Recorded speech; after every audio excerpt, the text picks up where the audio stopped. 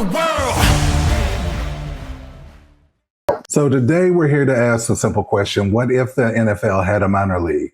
Every year football tells us the same story. If you're good enough, you make it. If you're not, you don't. There's largely two buckets and everybody fits in one. Draft day decides futures. The preseason decides jobs. And if you're not one of those individuals lucky enough to make it on the 53-man roster or onto the practice squad, then largely your dream dies right there. It just kind of disappears and fades into the background. But what if part of the story was missing? What if development didn't end in September when the season started? What if opportunity didn't depend on one weekend, one combine, one phone call? And what if the NFL worked like every other professional sports league does? This is not about replacing the NFL. This is about supporting it. This is about feeding it and ensuring that from top to bottom, that 53-man roster gets deeper and deeper because talent has had a chance to develop. The only way you develop is to get reps. It's easier to get reps if you have like that extended minor league system. So that's what we're going to examine today. Because right now, the next Kurt Warner is working right now at some car dealership, at some grocery store. He's out selling insurance, doing whatever these guys do when their dream of making that 53-man roster doesn't come true. And with the right phone call or with the right system and with the right time and opportunity, that guy's the next Hall of Famer. Let's take a look at this world where the NFL has a minor league system. If you want to see more content like this, like and subscribe to our channel.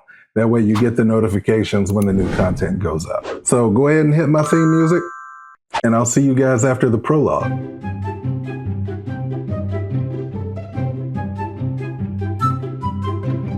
On the first or second Sunday in February, something rare happens. The country agrees on one thing. For a few hours, time zones stop mattering. Group chats wake back up, and people who haven't spoken since Thanksgiving suddenly have opinions again. It's the Super Bowl, not just a game, a ritual. Every year, whether your team made it or not, you participate. You go to a party. You pretend you care about the commercials. You loudly announce you're just here for the food while tracking third down efficiency in your head. Cowboys fans are already saying it. This was our year.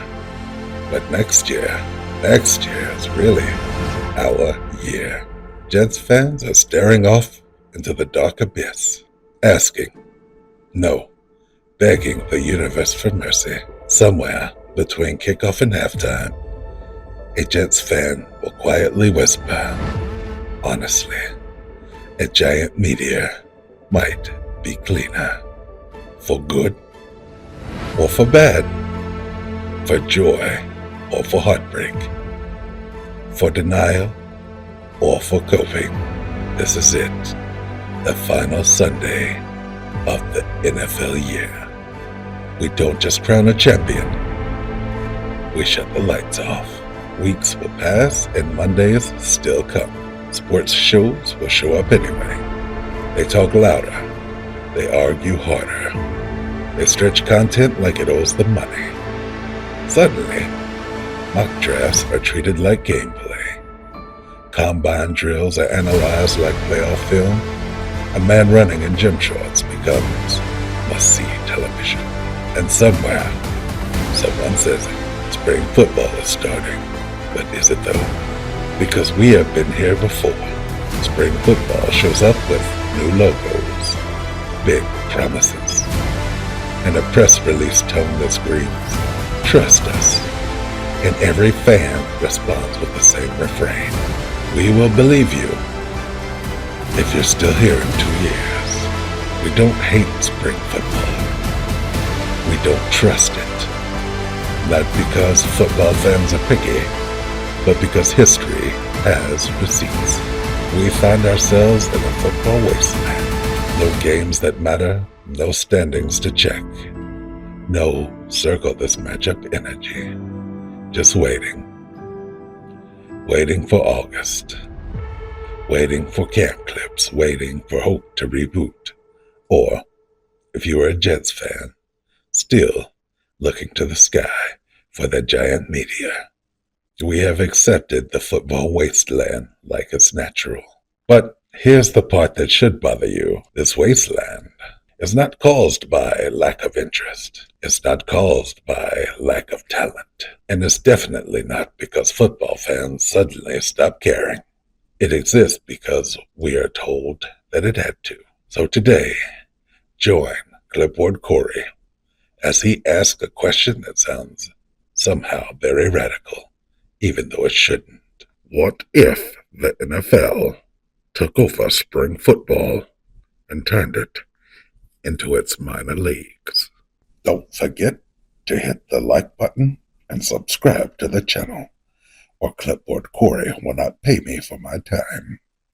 So let's talk about how these teams actually get matched up, because this is the part that really matters. And this isn't about competitive balance just yet. This is about logistics and clarity. It's about not overthinking something that doesn't need to be complicated. NFL Next doesn't need mystery. It needs structure. So our first rule was simple. We kept the teams close. Geography came first in these initial pairings, and these pairings prioritize regional proximity, easy travel, shared time zones, and fan bases that already overlap. Why is that? Because flying players, coaches, trainers, and staff across the country every single week is how these small leagues quietly die. The NFL Next will live or die on operational sanity. So our next consideration was the NFL Next was created from one NFC team and one AFC team, with two exceptions where we had to pair two AFC teams and two NFC teams together. Why is that? Because the NFL is allergic to giving division rivals free information. You don't get NFC East teams sharing a sandbox. You don't get AFC North teams accidentally running joint practices in public. This keeps the schemes isolated, keeps the rivalries clean, and the paranoia at an NFL-approved level, which leads us to our next consideration, and probably the most important one. There's no divisional crossover. This is non-negotiable. NFL Next does not pair two teams from the same division, and we don't pair two teams that play each other twice every year. The NFL Next is here to develop players, not to become an espionage ring. So there's shared regions, there's shared DNA, and the pairings lean into that historical fan overlap. Media market familiarity and what I like to call this actually makes sense logic. And finally, the fun part, the baby rule. Yes, each NFL Next team exists to take DNA from two parents, grow talent safely, and send it back stronger, cheaper, and ready to be productive members of the 53-man roster. We will cover player movement and call-ups in a future episode of this series, I think episode 3. This is not free agency. This is not chaos. This is development for the good of the players and for the good of the league and for the good of the fans that want to tune into spring football and see their eventual NFL Hall of Famers or future players growing right in front of their eyes. So when you zoom all the way out, the pairing logic is actually very simple. Again, we try not to overcomplicate it. Geography first, one NFC team, one AFC team, no division rivals. Close enough to share talent, far enough apart to trust each other. And once you see it laid out like that, it stops sounding radical. It starts sounding more obvious. Now this was the fun part, or the part that I really enjoyed about this video. Pairing up our teams and making our new NFL Next teams. But first, we're going to start with the UFL carryovers. So the XFL and the USFL combined to, of course, make the UFL, which we know. And there were a few teams that were very strong that kind of earned their spot. So first up, the teams that earned their spot. The DC Defenders. They had crowds, they had the identity, they had a fan base that showed up and stayed loud. You don't mess with that, you move forward as is. Next, the Orlando Storm. They're a new team from the UFL this year, but being in Florida, they should have strong regional and consistent support and a market that already understands football. No reinvention required. The Birmingham Stallions, arguably the flagship of USFL spring football success. Winning culture, clear identity, and proof that if you treat a city seriously, they'll treat football seriously right back. The St. Louis Battlehawks, and this one was never even a question. You don't erase one of the loudest, most engaged fan bases spring football has ever seen. You build around it. They had the Rams, they lost the Rams. The city is in dire need and wants their pro football back in a major way. So we're going to make sure they keep their team. And finally, the Houston Gamblers, which we're going to move over to San Antonio, a legacy name with modern relevance, a city that has wanted football for a long time, and a brand that already fits the ecosystem we're building out west. These teams weren't mashed up. They weren't rebranded. They weren't fixed. We tweaked the logos a little bit, but they graduated. They will form the backbone of the NFL Next. 3 days later. So we're going to start out with our NFL Next journey here. We're going to see how some of these teams got matched up. So as we go along, we did have a few instances where we had to remix some teams. So we're going to start out with the Great Lakes Division up in the upper northeast part of the country for the most part, but we know geography isn't the NFL's strong suit. Bear with us with some of these. We're going to start out with the NFL Next, the Great Lakes Division. Up first, we got the Pittsburgh Steelers and the Patriots combining to form the Erie Ironmen, the classic Ironman logo inspired by the Cherville, North Carolina Ironman. Just a nod to my family. Can't not acknowledge them. New York and New York, of course, they're going to get matched up together. They're going to get the team that they deserve. The Syracuse Bats will watch over Syracuse and be the hero that it needs. So Washington and Buffalo, the DC Defenders in my current neck of the woods, definitely a UFL holdover. They rock out at that stadium every week. And then finally, my hometown, near my hometown, Greenville Razor Claws. We take the Panthers, Ravens. We get the Razor Claws, which gives us a really frightening cat that was supposed to be based on the Fallout character, but I misnamed it while I was creating it and just didn't go back and fix it. So that's where we are. All right, up next, the NFL Next Midway Division. The Eagles and the Lions. You can't not have a team in the cradle of football where legends go to live in immortality. So the Canton Griffins come to us out of Canton, Ohio, which should be an awesome team right there. Chicago and the Bears. Look at this. This is my favorite logo of the ones we created, the Toronto North Stars, that crisp blue, that big star. I can just imagine that on a helmet, which you'll get to see in the next episode. Green Bay and the Bengals, they are going to combine. I have fallen in love with the show Stranger Things lately. So the Indiana Upside Down. They were originally the Dire Wolves, but I thought this would be an awesome nod to the show. The Vikings and the Colts, they're going to combine. They're going to take over the St. Louis Battlehawks.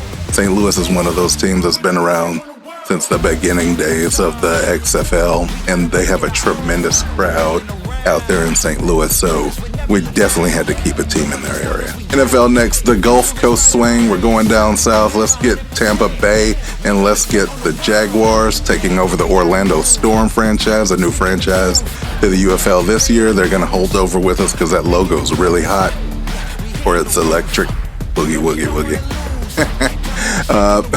Angry Falcons and the Titans. Let's go with the Birmingham Stallions. Hopefully Kevin Stefanski won't get his stink all over this one. So you just stay in Atlanta, Kevin. Let us do our thing in Birmingham. All right, so we got the Saints and the Texans. They are going to be the all-new Biloxi Riptide. Like the wave, if you notice, there's a shark out there. Like, this just kind of lends itself to, I'm not sure if there's sharks in the Gulf Coast. Anyway, Cowboys, Dolphins, they're going to take the Houston Gamblers. We're going to move them over to San Antonio. San Antonio's been starving for a football team for the longest. So let's give them the Gamblers, that hot logo. The man looks intense. You don't know what he's going to be up to. While I'm doing this, I just want to thank you guys. If you tuned in, that's awesome, because I am really trying to sink my teeth into this whole thing. We're going to be launching our podcast soon. I hadn't titled it, so if you've got some ideas, drop them in the comments. Don't forget to like and subscribe. Up next, the NFL Badlands. Let's go out west. Let's get the Chargers and the Rams together, and let's get the San Jose Stormhorns.